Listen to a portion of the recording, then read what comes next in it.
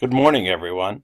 Today we're going to tackle course materials and textbook materials related to your chapters on time management, financial management, and group communication or group interaction. So, let's dive right in. If I were to offer you $86,400, what do you think you might do with it as long as I told you you had to spend it immediately? Would you buy a really amazing vacation or a great car that you never have to worry about repairing? Would you put a down payment on a home? Or would you decide that you're immediately going to put it into some sort of financial saving plan so that you can pay for all of your collegiate activities, including your housing and your student fees, etc., going all the way through your bachelor's and perhaps even a master's degree?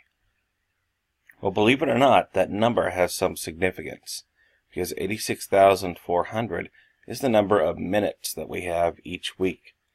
And minutes are a lot like dollars. We spend them. We either spend them fruitfully or we spend them negligently, just like our money. So that's why we're going to be discussing time management today. We're going to begin by looking at Laura Vanderkam's How to Gain Control of Your Free Time. There are 168 hours in each week. So Vanderkam asks, how do we find the time for what matters most? And as she studies how busy people spend their lives, she's discovered that many of us drastically overestimate our commitments each week, while underestimating the time we have. So as you carefully watch, I'd like you to identify what factors contribute to inefficient use of time.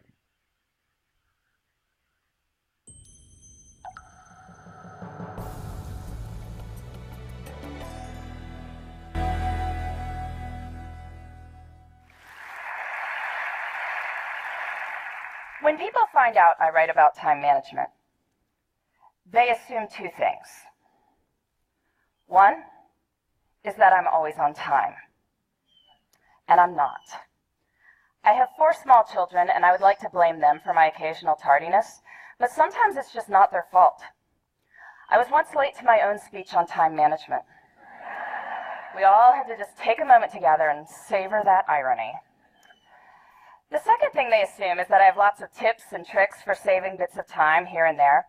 And sometimes I'll hear from magazines that are doing a story along these lines, generally on how to help their readers find an extra hour in the day.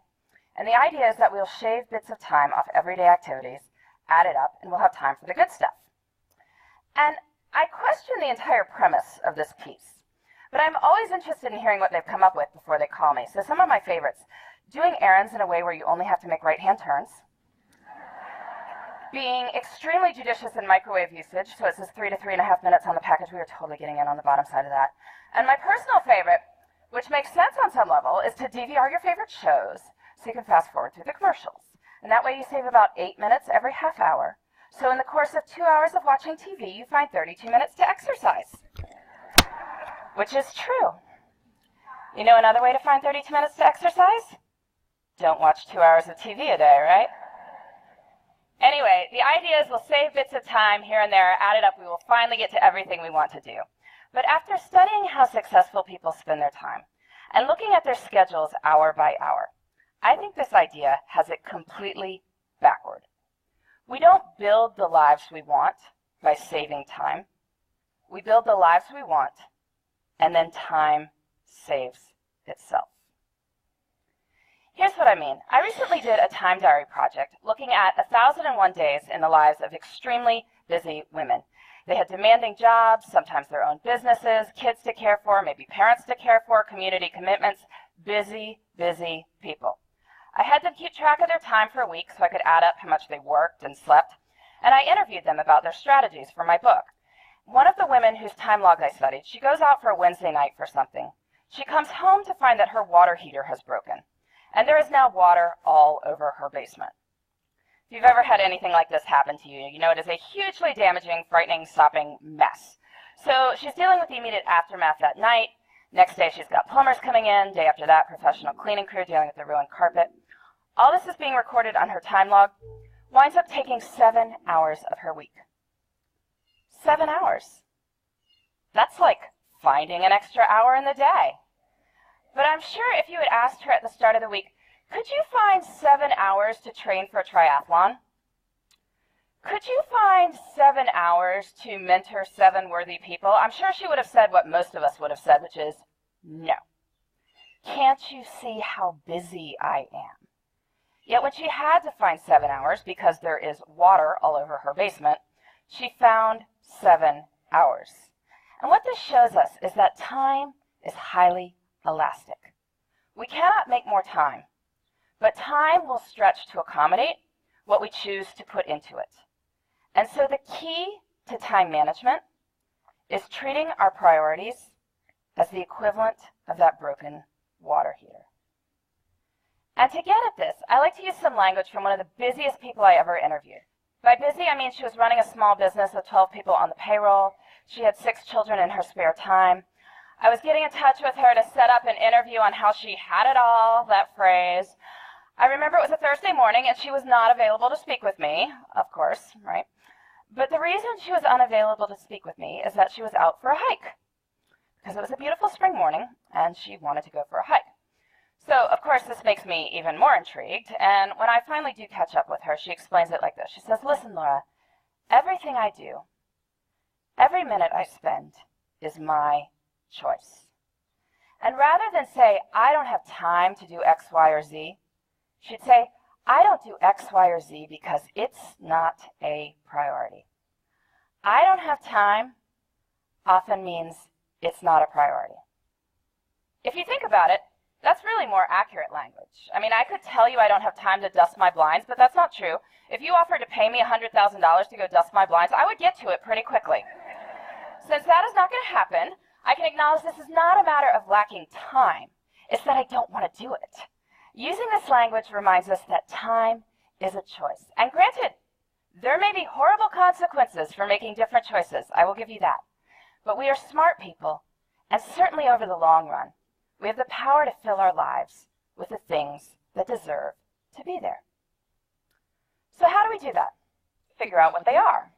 And I want to give you 2 strategies for thinking about this. The first, on the professional side, I'm sure many people coming up to the end of the year are giving or getting annual performance reviews. You look back over your successes over the year, your opportunities for growth, and this serves its purpose, but I find it's more effective to do this looking forward. So I want you to pretend it's the end of next year. You're giving yourself a performance review, and it has been an absolutely amazing year for you professionally. What 3 to 5 things did you do that made it so amazing? So you can write next year's performance review now. And you can do this for your personal life too. I'm sure many of you, like me, come December, get cards that contain these folded up sheets of colored paper, on which is written what is known as the family holiday letter. Bit of a wretched genre of literature, really, going on about how amazing everyone in the household is, or even more scintillating, how busy everyone in the household is. But these letters serve a purpose, which is that they tell your friends and family what you did in your personal life that mattered to you over the course of the year. So this year's kind of done, but I want you to pretend it's the end of next year. And it has been an absolutely amazing year for you and the people you care about. What 3 to 5 things did you do that made it so amazing? All right. One of Vanderkam's essential observations or arguments in this presentation is the value of prioritizing the time that we have instead of finding time for all of our many priorities. And that's a jagged little pill to swallow, because it recognizes, just like our money, that our time is a finite commodity or resource. So, how do we begin prioritizing our time in an efficient way?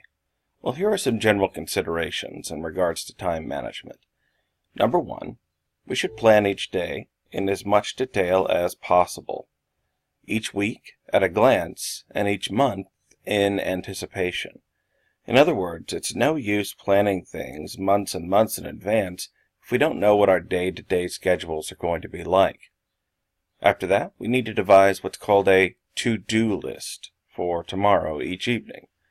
That eliminates any items that have migrated for 7 or more days. In other words, If you have written down something on your to-do list for a week or more, over and over and over again, chances are that's that item telling you it's just not a priority, and you should be willing to take the consequences of that, no matter how egregious it is.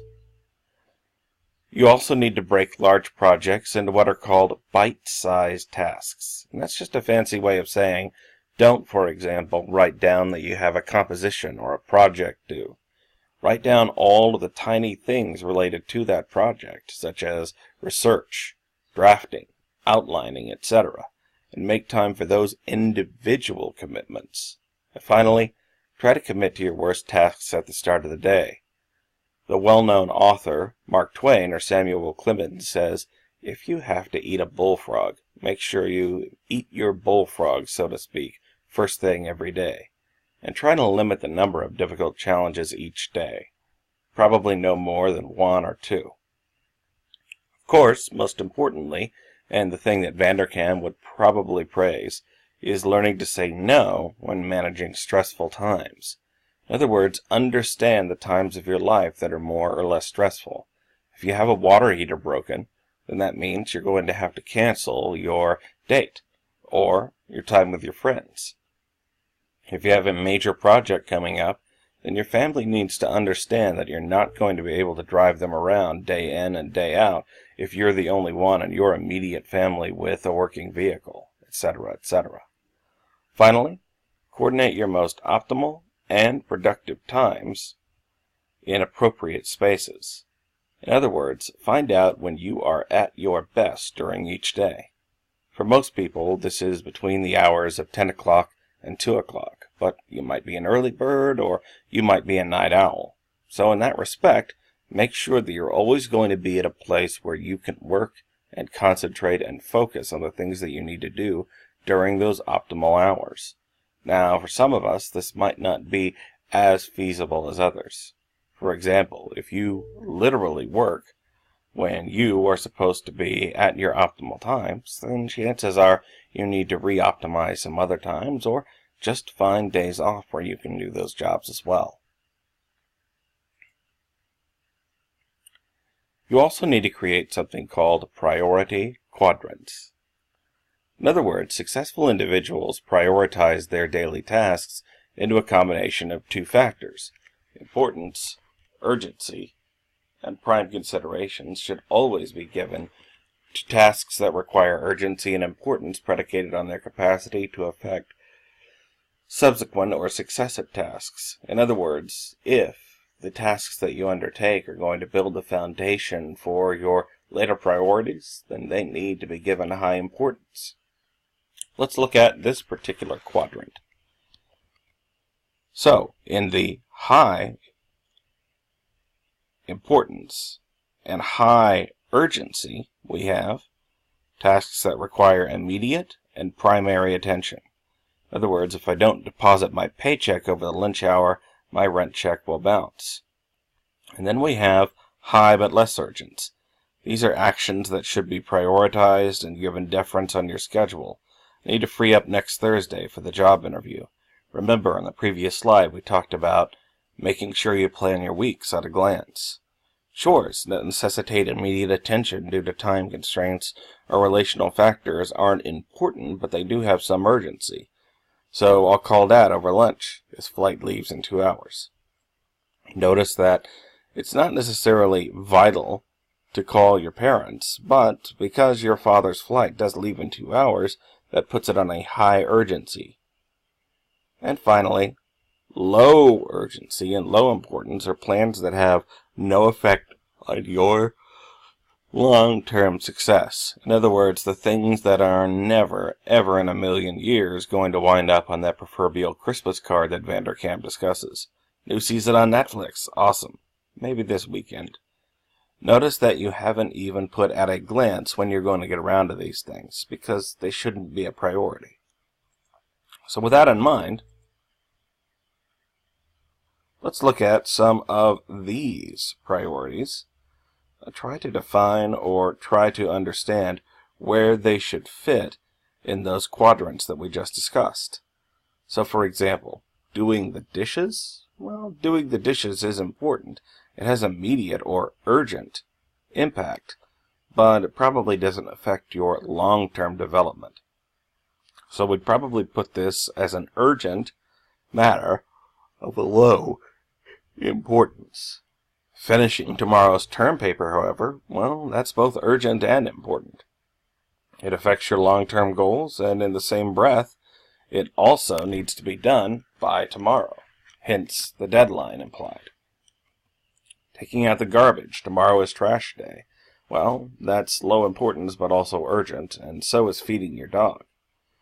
Updating your Facebook status to single, well, might not seem especially urgent or important, so that probably means it's something that you get around to whenever you get around to it. How about this one, though? Applying for a new teller job. Submission closes next week, so that means you need to plan it at least at a glance as to when you're going to do that in the next 7 days. That also means that it has very high importance, but not necessarily high urgency. I'm sure you could devise when learning how to convert PDF files to PDF format or buying new socks needs to fit on that prioritized quadrant list.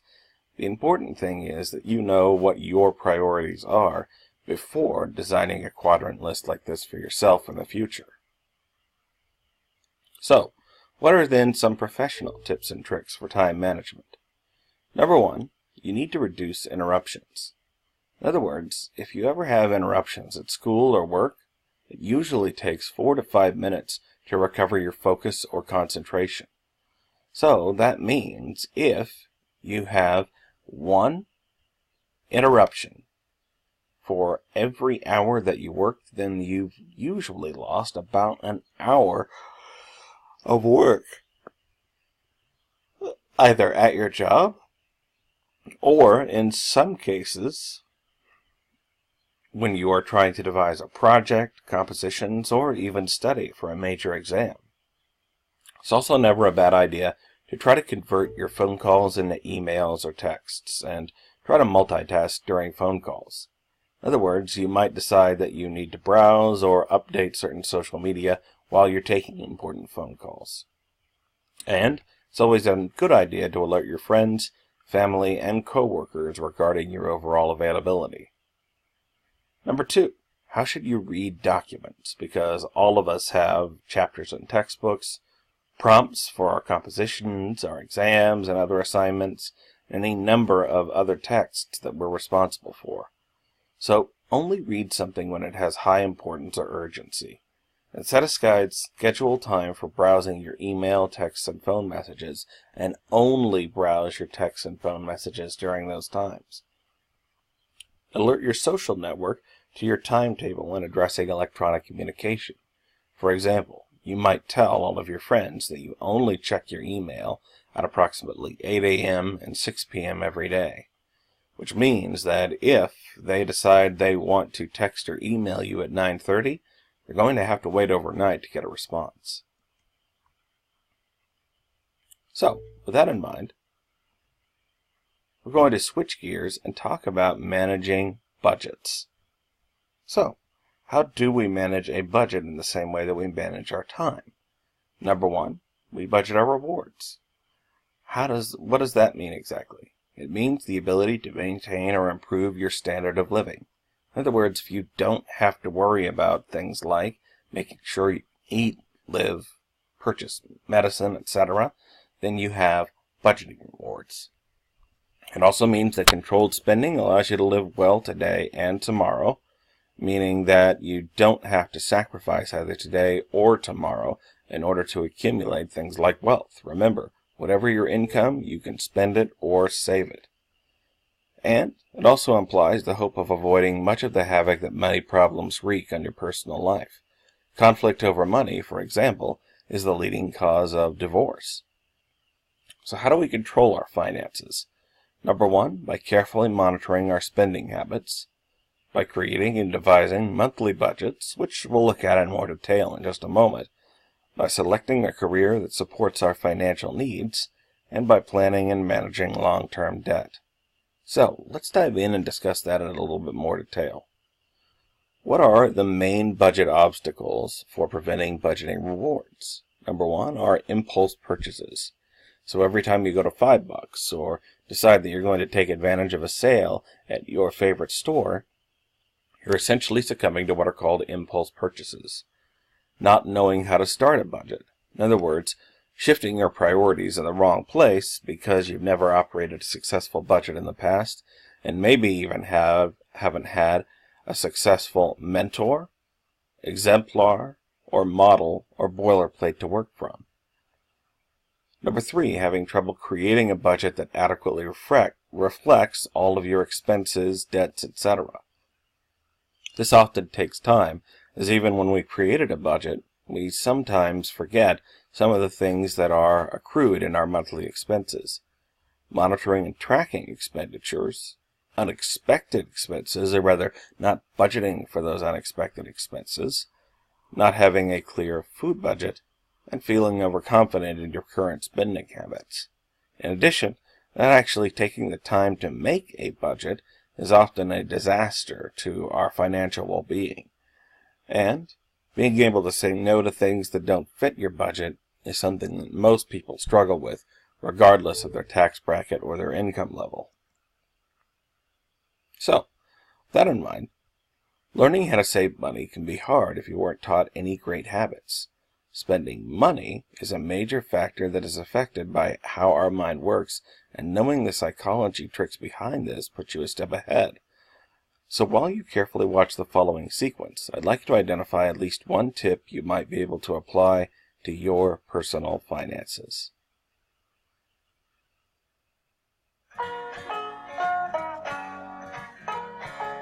Spending money is a major factor that is affected by how our minds work, and knowing the psychology tricks behind this puts you a step ahead in the money-saving game. I'm going to give you 7 psychological tricks you can apply in your life to save more money each month. So the first is cash. This is a big one. When you go out somewhere to eat or buy groceries or just buy things in general, try to use cold hard cash instead of a debit card or a check. When you use cash, you have an emotional attachment to the physical material paper, and it's actually more painful to hand the cashier 8 $20 bills than it is to swipe a card, simply because it feels like you're giving less whenever you swipe a card. Try to always keep cash on you and limit that swiping. Bonus points if you only carry hundreds with you. Who's going to break a clean, crisp $100 bill for some gas station candy or a milk at the grocery store? I know I wouldn't. Alright guys, this is going to be some shameless self-promotion. If you want to, click the subscribe button down below. Right next to it, you'll see a little bell. Click on that, and then click the save button. And if you want to, click the share button and then the Google Plus button. I'm doing a few experiments and I want to see what this does to this video. So this would really help me out. Anyways, back to the video. So tip number 2 is automatic deductions. This is an amazing tip because you can set it up to not even know that the money is being taken out. Wherever you work, most places have the option to take a percentage or a certain amount out of your paycheck and automatically add it to a separate account. Do this and send the money straight to a savings account you can't withdraw from. After many years, and yes, becoming rich does take time, if there's interest on this account, you'll have a ton of value from that very simple $100 a month going into the savings account. Tip number 3 is a monthly statement. Now, Peter Drucker once said, if you can't measure it, you can't manage it. And this is so true. I started a monthly balance sheet around 6 months ago, and it's amazing to see where your money goes once you start managing it. I realized I spend way more money on little things like food and small gifts than I thought I did. And here's how I do it, and I recommend you try it too. I write expenses on the top and add in my monthly payments like phone bill, rent, video scribe, automatic saving deductions, loan payment, and other little personal things I pay along with the date that they are deducted. Below that I leave space for extra unpredictable things like gas or fast food, or even stuff like movie rentals or clothes. And right under that I write my income. This is usually a pretty small space since I don't have very many income sources at the moment. At the end of the month you add up your total expenses and income, and you find out if you had a profit or a deficit. And it definitely helps knowing that if you spend $8 on some food, that you'll have to write it down, and you start to realize that these little things add up. Try it, and it will help. Tip number 4 is to avoid advertising. Now this is kind of a passive tip to save money, but try to avoid general advertising. This will reduce your likelihood of impulse buying, something like that extra pack of gum at the cashier stand, or that awesome cup of coffee that doesn't tip over that you think you need. Reducing exposure to this type of content will reduce what you think you need. The next tip is now versus later. So have you ever thought that you were super hungry at some point in your life? I bet if you drank a glass of cold water and waited just 5 minutes, your temporary starvation feeling will subside. It's super easy to trick our brain that we need something now, and it takes practice to cultivate delayed gratification. You can use the same principle as food with your money. Instead of buying that super cool tech toy, wait a month and see if you still want it as bad as you did.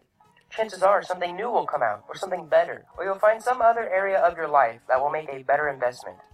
Try to delay the things you want to spend money on, and you'll notice the extra money in your bank account each month. So the second to last tip is to turn your prices into hours. And what I mean by this is to psychologically trick yourself into converting that $50 t-shirt into how many hours you would have to work for it. Would you have to go to work for 5 hours just for that shirt, and is it worth it? Probably not. Would you work half an hour for that burger? Yeah.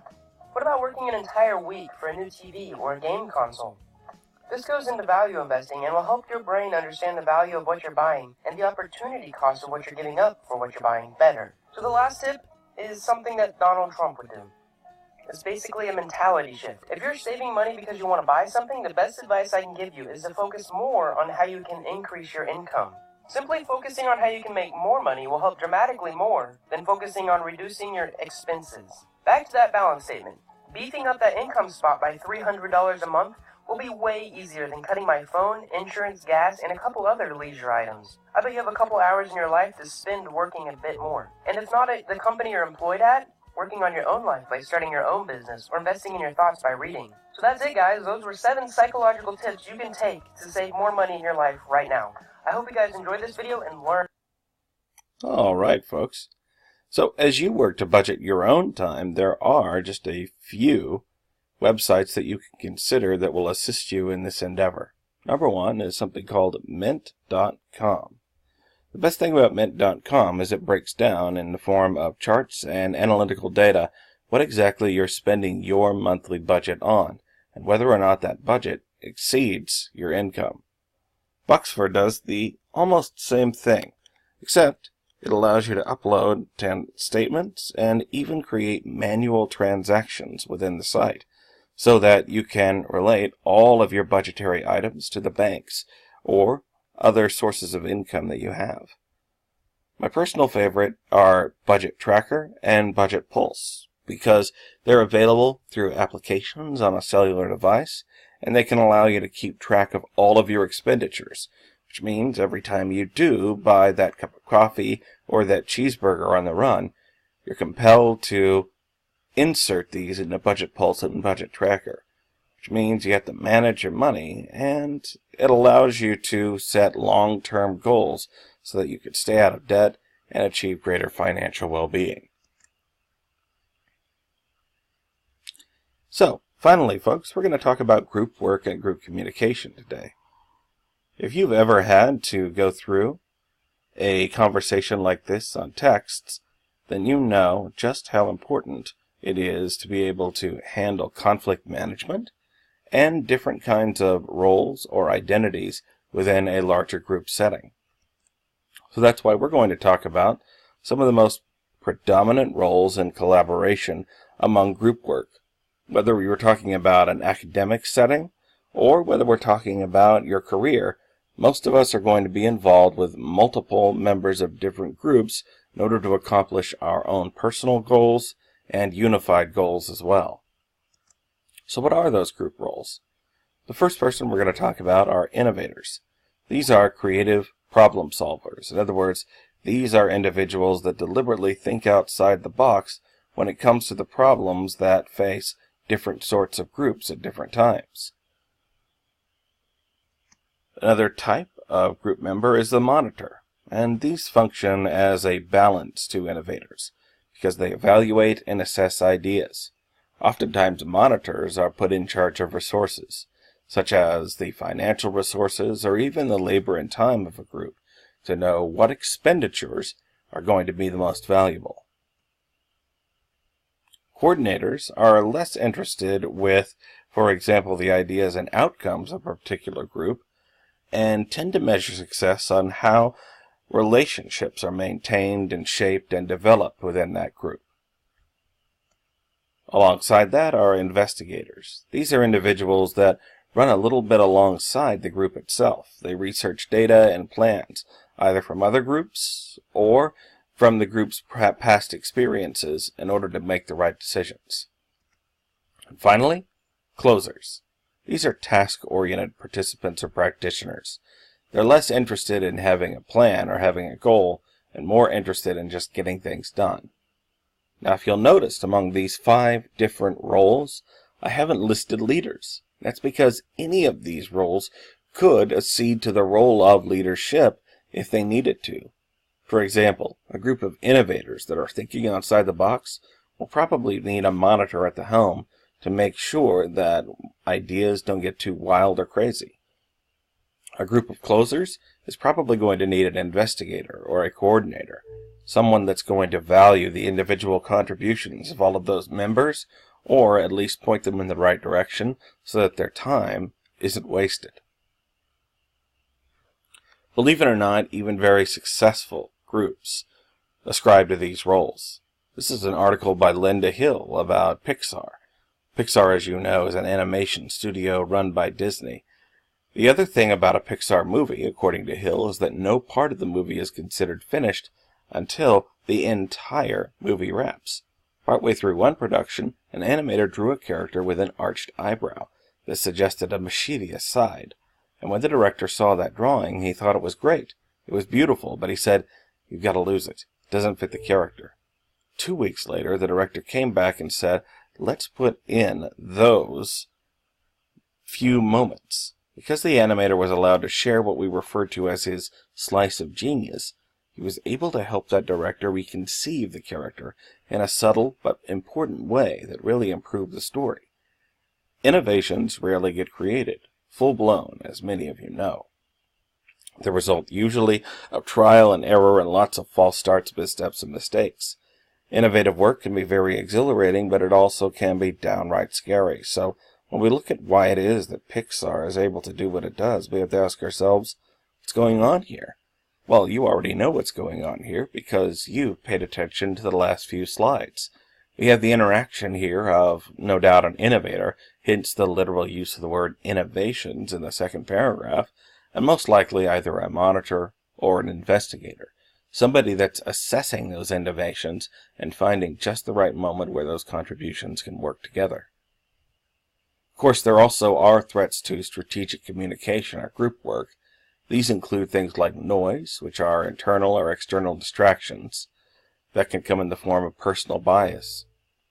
So if you've ever heard something at work or school like, "This software program wasn't designed," or "We've never done that sort of thing before," or "I've never allowed students to do that for their project," then what you're interacting with is internal noise or personal bias.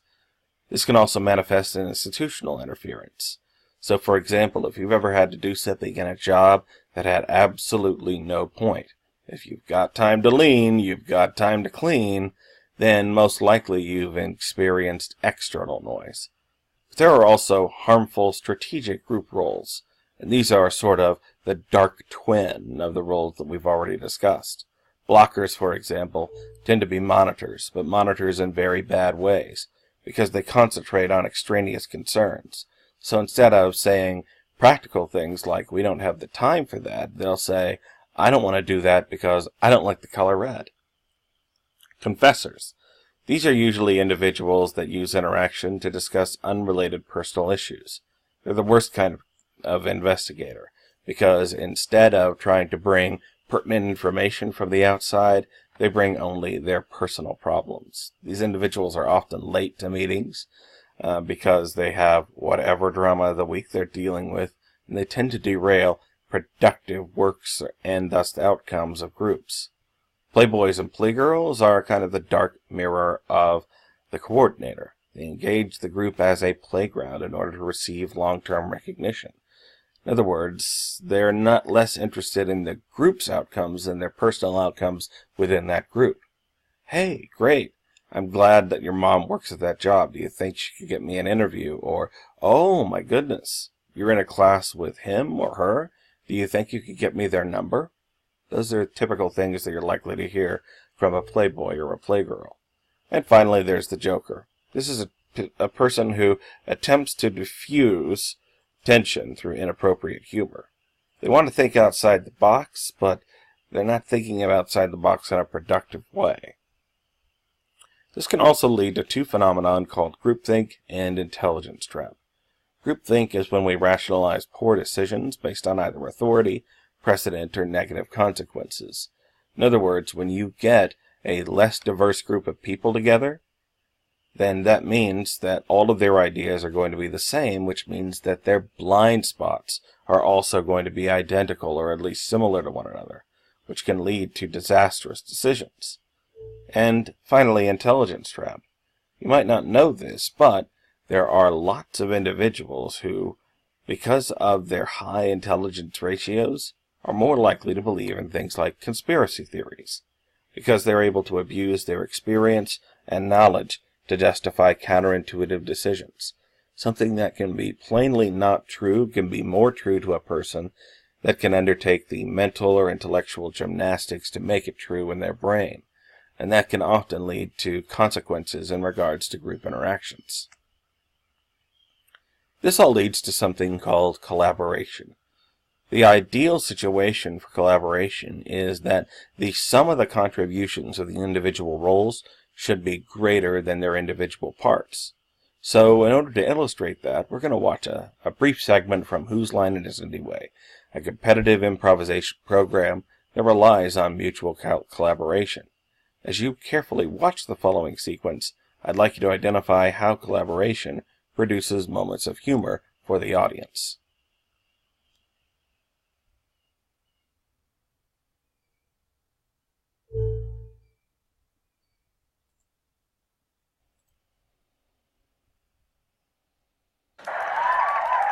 We're going to start with a game called Let's Make a Date. This is for all four of you. Ryan, Colin, and Brad are going to be contestants on a dating type show. All of them will be picked by Wayne. And we've given you each a strange identity or quirk. It's written on these cards right here. They've never seen these cards before. And Wayne's going to question them and then try to guess who they are by the end of the round. So Wayne, whenever you're ready, off you go. That's the number one. Hello. I love a man with an effervescent personality. I like a man who likes to party and get his groove on. What's your favorite dance and why? My favorite dance is the samba, and I can take you to do the samba in beautiful Puerto Vallarta. That's why you and I will stay for 2 nights and 2 dazzling days in Puerto Vallarta, courtesy of the Ship One In. Ship One In, the best place to stay in Puerto Vallarta. Retail value of this package, $2,562. Back to you, gorgeous. Oh, you make me want to pick door number 2. One for me and one for you. That's the number 2. Lately, I find myself quite lonely. I normally take walks in the park. Where do you like to go when you need some solitude? So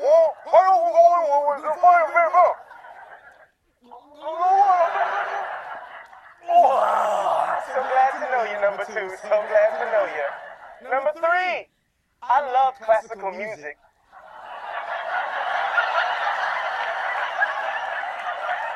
I love classical music because it helps me be me. What do you enjoy doing that lets you be you? Can you repeat the question?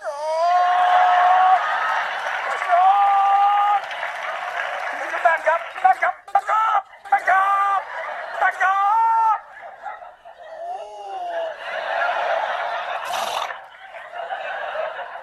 I'll come back to you, number 3.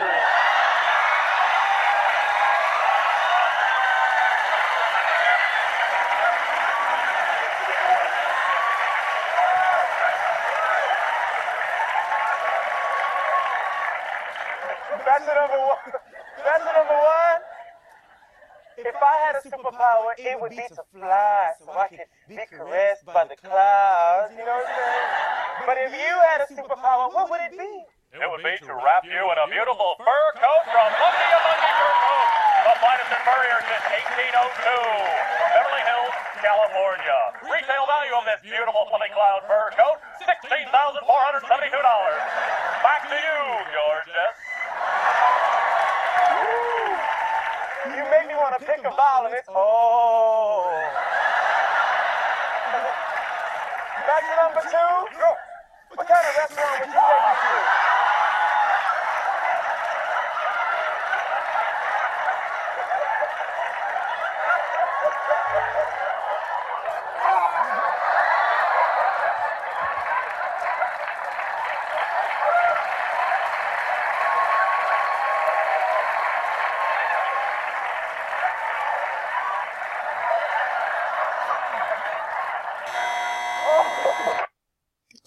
Alright, folks. What you probably noticed is that the individuals' roles that each of the actors adopted could not have created the outcomes unless they were acting in tandem or in unison with one another. For example, when the chicken and the glutton were interacting with one another, they created humorous moments based upon the interaction of the roles that they were assigned.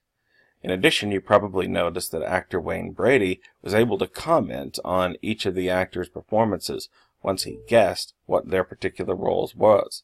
For example, when he asked for a vowel, it was O, as in O face.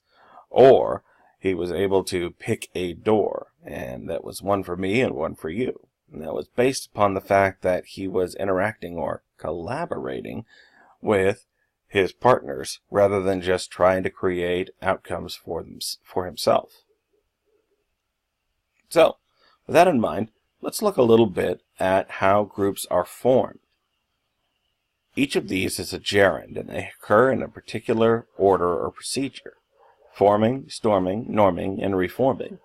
By forming, what we mean is the assemblage and establishment of roles. So if you've ever been a part of a group, and one of the first things that someone asks is, has anyone here ever created an Excel sheet? Or who has the most experience of PowerPoint? Can someone take notes? What you need to realize is that that group is forming, whether you recognize that fact or not. And after that, problems or challenges of that group are going to be addressed, and that includes storming or devising possible long-term and immediate solutions to goals. What are the ideal ways we can satisfy the client while maximizing our profits? Or what would be the absolute best project that we could turn in based upon our talent pool, etc., etc. This is an ideal time for that group to be able to think outside the box, to go against the grain, and to really dream without editing or censoring any ideas. As you might expect, innovators tend to thrive during the storming phase. Coordinators tend to thrive during the forming phase because they want to assess and be able to make sure that all individuals feel welcome. Norming tends to be a great time for both investigators and monitors because it's when you develop concrete roles and expectations. You assess your ideas versus your resources. We'll need at least 3 people to coordinate the proposal, but if you don't have 3 people, then you might need to reorganize whatever that proposal might be. You'll also need to establish timelines, deadlines, etc. And then there's reforming, dissolving and evolving operations for long-term needs. Investigators tend to work here as they're able to assess what went right and what not so right within the group, so that they can say things like, so we're in agreement. On the next project, we'll commit more time to research. A couple of observations in tandem. Group development is an organic process, and we probably have bad experiences in group development. Either groups in which one person had to do all the work, or a group in which one person took charge at a leadership position, even though they had the wrong role. This might have been a closer, and they just might have been the loudest or brashest voice in the room, even though they didn't have the particular powers that you needed in order to coordinate all of the diverse contributions of that particular organization. And it's important to note that success in strategic communication is reliant on synergy or collaboration and coordination of individual contributions. All right, folks. That's all we have for today. Remember to complete your quizzes and discussion journals in tandem with these particular chapters, and feel free to reach out to me if you have any further questions. Meantime, take care.